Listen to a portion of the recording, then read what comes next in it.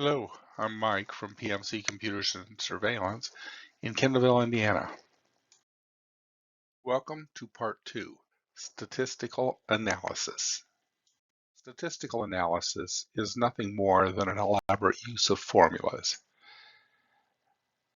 We can look up how many units did our German division sell in total by using formulas like VLOOKUP, filters, sort, and sum.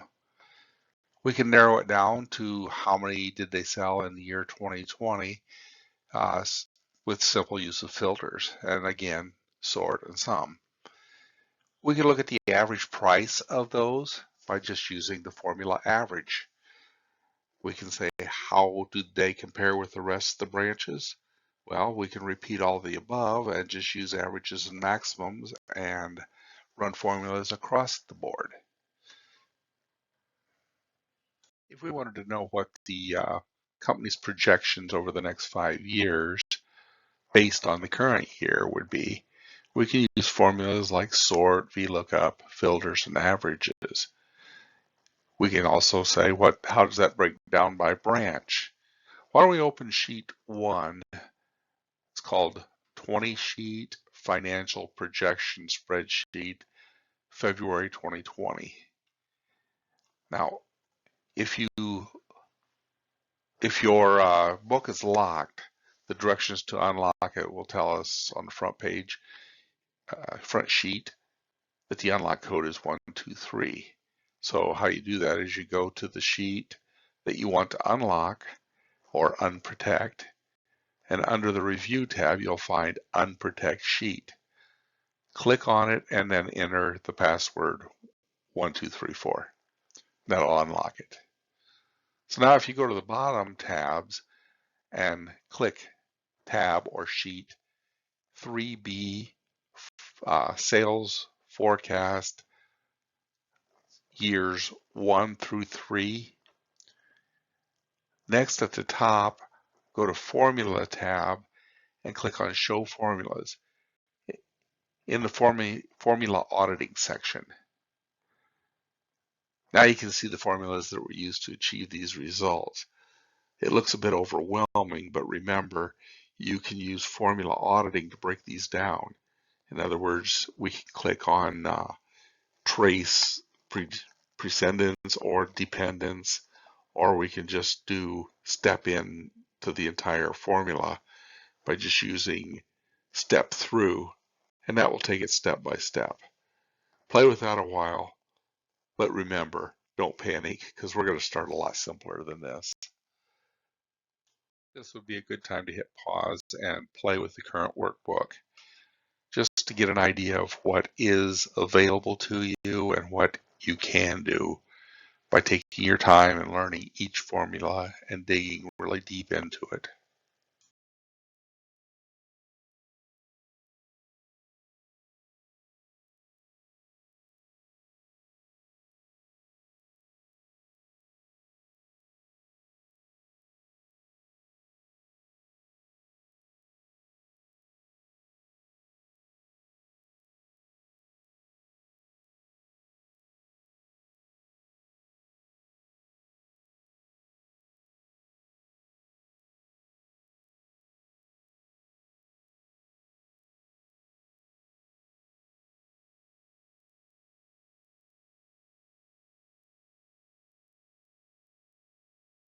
Now that you've analyzed a very elaborate spreadsheet and workbook, let's back out of that and start simple. Open up your sample sheet to interest what ifs. The forecast section allows us to perform what ifs or what if analysis and forecast sheets. Very simple and easy with just 1 or 2 clicks. As you can see, we have a very simple data calculation based on if we were to borrow $40,000 at 9% interest with a 24-month term, the total interest and principal we would pay back would be $47,200, and it would be a monthly payment of $1,966.67. If you look over on the Data tab, you'll notice over on the Forecast, you'll see What If Analysis and Forecast sheet. With the what if analysis, we can change a few numbers to project out what we can do and what the differences would be. For example, we can plug in different numbers, such as we can only afford to pay X amount per month, so what kind of principal can we borrow at the current interest rate? Or better yet, what if we drop the interest rate to 5%? What kind of monthly payment would it be with the same interest, or I mean the same principal? Let's use the example that, yes, you need $40,000 and the bank interest rate is 9%, and they'll only allow you a 2-year or 24-month term to repay it. But the bottom line is you only have $1,750 a month that you can afford to pay. So what can we change to make it different?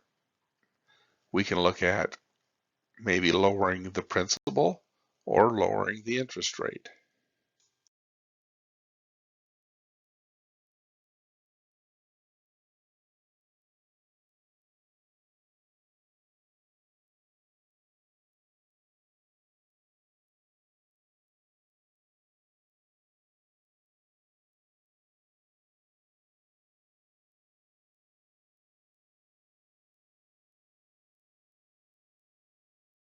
Now let's go up to what if analysis, drop down the arrow and go to seek goals.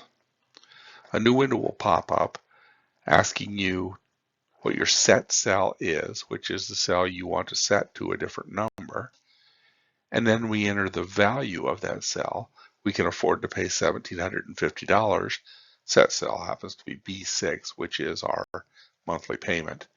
So we can, like I said, we can afford to pay $1,750. And we want to do that by changing cell B1. Well, we come up with that just by clicking in B1, but B1 is the principal amount.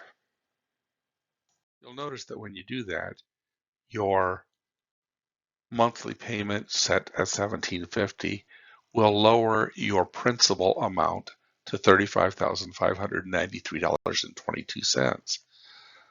So basically what that's telling you is for the amount you can pay, you can only get this amount of loan. We have other variables that can change, for example, the interest rate or the term, but we can play with these numbers as much as we want. And until we hit OK, nothing permanently changes. We can cancel this at any time, and it goes right back to the original. But it gives you the opportunity to see what ifs. As mentioned in the beginning, most of these lessons will overlap. Statistical analysis will be taught throughout the rest of the lesson, so be patient. And if you have not grasped what you are looking for at this point, it may be covered later on.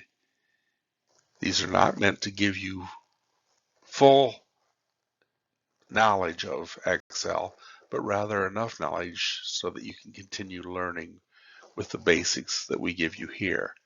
If you get stuck in a specific question, please feel free to email, and I will try to get you help.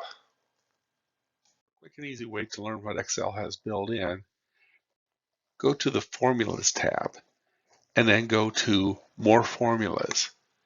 Select Statistical. The drop-down arrow will offer you the ability to choose from over 110 different formulas. If you're a math whiz, you may understand how to use most of these. For the rest of us, the knowledge that they are there and available if needed is enough.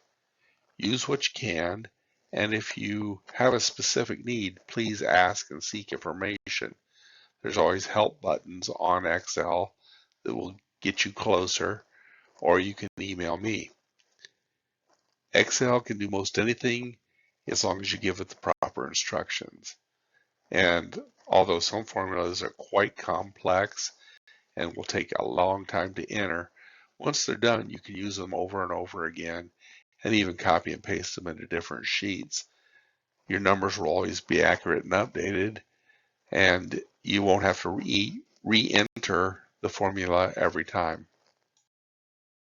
Please, if you have questions, ask, and if you think of questions later, email them to me. My email address is mike@pmcreation.com, and I will try to get an answer for you and get back with you as soon as I can.